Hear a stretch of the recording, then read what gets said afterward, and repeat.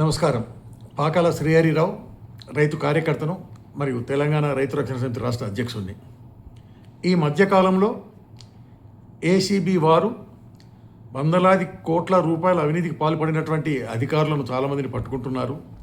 అందుకు గాను ఏసీబీ సిబ్బందికి మరియు రాష్ట్ర ప్రభుత్వానికి అభినందనలు, ధన్యవాదాలు. అయితే ఈ కోట్ల రూపాయలు, వందలాది కోట్ల రూపాయలు అధికారి ఒకరోజు, ఒక రాత్రిలో, ఒక సంవత్సరం సంపాదించేది కాదు. కొన్ని సంవత్సరాలుగా అవినీతికి పాల్పడుతూ సంపాదించి ఉంటాడు.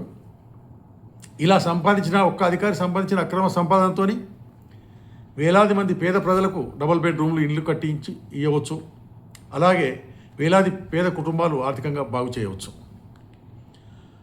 ఇంత పెద్ద ఎత్తున జరుగుతున్నటువంటి అవినీతినికి ఇన్ని సంవత్సరాలుగా అతనికి సహకరించినటువంటి క్రింది స్థాయి అధికారులు ఏ సమయంలో అతనికి ఎంతెంత ఇచ్చారు అని, అలాగే అతని పైన ఉన్న అధికారులను మెప్పు పొందడానికి ఈయన ఏ టైంలో వారికి ఎంతెంత ఇచ్చారని, తన ఉద్యోగ భద్రత కొరకు, స్థాన భద్రత కొరకు రాజకీయ నాయకులకు ఎప్పుడెప్పుడు ఎంతైనా ఇచ్చారా లేదా అని, అలాగే అతనికి రావాల్సిన ఉద్యోగ జీతాల కన్నా 100 రెట్లు ఇంటికి తీసుకొస్తూ కిలోల చొప్పున బంగారం కొంటూ కోట్ల రూపాయల నగదు ఇంట్లో దాచుకుంటుంటే, ఆస్తులు పెంచుకుంటుంటే, ఇది అక్రమమైన సంపాదన అని తెలిసి అతని అవినీతికి సహకరించినటువంటి అతని కుటుంబ సభ్యులు, భార్య, పిల్లల పైన కూడా విచారణ బలంగా జరిపించి నిగ్గు తేల్చి అందరిపైన కఠినంగా శిక్ష పడే విధంగా ఏసీబీకి విస్తృత అధికారులు ఇచ్చినప్పుడు అవినీతి కొంతైనా తగ్గుతుందని చాలామంది ప్రజలు భావిస్తున్నారు.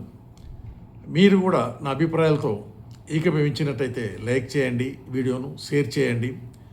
అలాగే మీ అభిప్రాయాలను కామెంట్స్ రూపంలో తెలపండి. జై తెలంగాణ, జై హింద్.